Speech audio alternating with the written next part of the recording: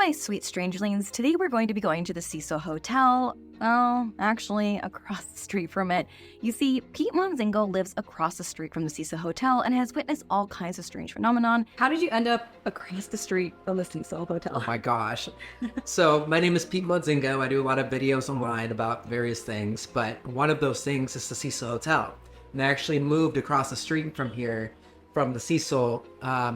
It's been like 4 years now. Yeah. And I did not even know about the Cecil when I moved in. And I love haunted things. I've always been drawn to it. So it's kind of serendipitous how it kind of happened. But I only found out about it when I had a housewarming party. And my friends were like, why would you move across the street from one of the most haunted buildings in the United States? And I'm like, what do you mean? And then the rabbit hole started. Yeah. And I just like went down and started exploring and went in. And that's when the hotel was closed. So I was able to like break in and, like look around and see things. Which you don't condone breaking in. Yeah, exactly. No, never do that. But don't condone.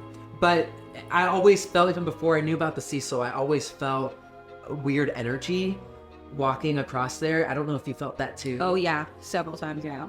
Do you know about the unsolved case of like the pigeon lady? What was her name? Do you know her name? Osgood. Osgood. Okay, Rosie Osgood, right? Yeah, okay. I think so. I just remember her as the pigeon lady. This place has had numerous of suicides and killings, and it has been a place for low poverty since the Great Depression. But as you can see here on the Wikipedia page, I know it's Wikipedia, but there are some notable things like serial killer of Richard Ramirez stayed there.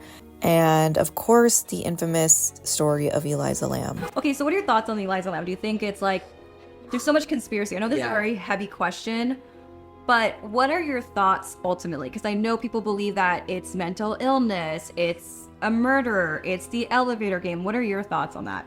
So I am not a mental health expert. I can believe that she had a manic episode based on what I watched on Netflix and all of that. And like my research, basically there's just so much, like you're saying, so much information, everything. So what I tried to view it as, for me, was what I've just seen since living across the street.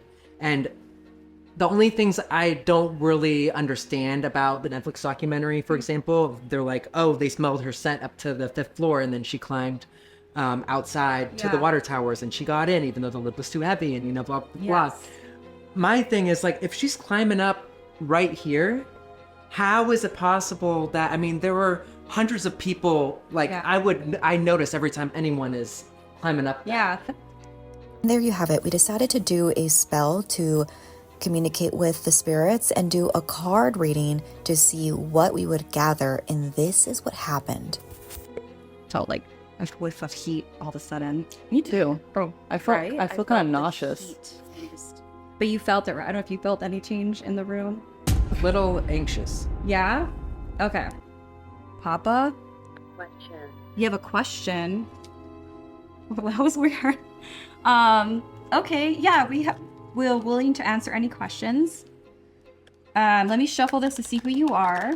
The first card was the truth. So the spirit wants us to know the truth, and they're a little bit impatient because the card is upside down. So I guess like they feel like their story has been either buried with other things, but essentially they feel like their story is not out there. All right, so right now this is a feature that means like in their afterlife. So in a way this is a little bit different because this is more for like a personal layout, but for spirit lays out, this is telling you like where they are now in the afterlife. So they're kind of feeling like disconnect from people, their loved ones. There's like nothing going on. They feel stuck. That's what it usually means, like the boredom of like, I'm stuck. I'm just here. I don't know what's going on. Makes sense. Mm-hmm. And then they're on their unconscious level. They want to feel reunited with their loved ones. The unconscious, like that's what they really want. They want that. However, on the conscious level, they feel like in their ego side, I would say, is the recognition, which again goes back to like the truth, because it's not being recognized. It's so eerie how these are spot on. I cannot make it up. This constant infinity and struggle, kind of like those movies are like they reliving the day over and over again, right? Like Happy Death Day or something, right? So it's like they feel like they're at this point so exhausted with this torment of being in this like purgatory state. That's their fear. They're living their hell right now. And what they want is they want to feel in control, but they don't have. So authority, having a sense of authority of their story. So I'm gonna quietly put this away, and I feel so much heat all of a sudden. Right. Late. The plot. Yeah. Gasp. Are you in shock? Yeah. Wow, why is it going off real crazy? Neck. Gosh. Yeah, right? Like, baby. Okay. So I tend to draw 3 cards to get an idea of who they are, what's important to them. I just kind of leave it up to like 3 cards to give me a clear picture. So I do feel like this person might have been an inmate, because we're getting the middle card is usually like how they really express themselves, that word. And then I usually decide 2 things as like what they want, what's important. So they had a child is my guess. And unrequited love. Can you give me an idea? Process? Poverty. Poverty and imprisonment. Kelly. Kelly, that's your name? 40? Are you 40? Let's wait. Let's talk in present tense. So like to just invite them in and not make them feel triggered or anything. Okay. But yeah, liquid is kind of interesting. So I wanted to add a little bit more context regarding the card reading.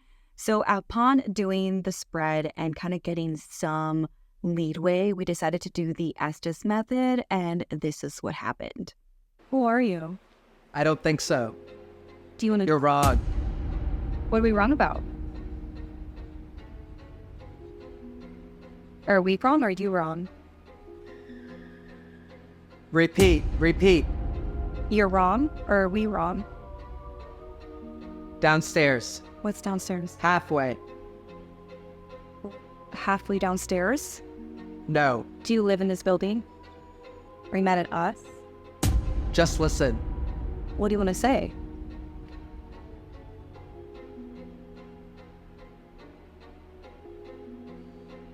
We really don't. We just want to hear your story. We really don't. I heard them speaking. Who did you hear speaking? Are you trying to tell us that you were across the street? 10th floor. And on the 10th floor?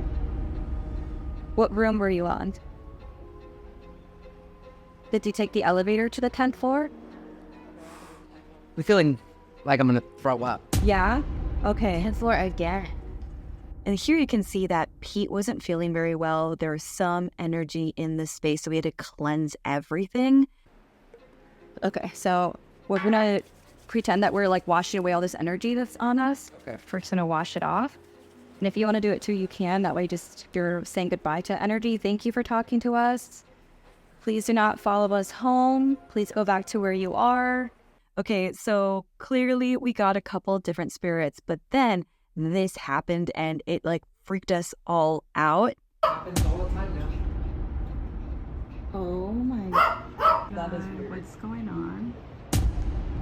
What's going on? Unfortunately, people are dying all the time now, and I'm wondering what possibly could be happening.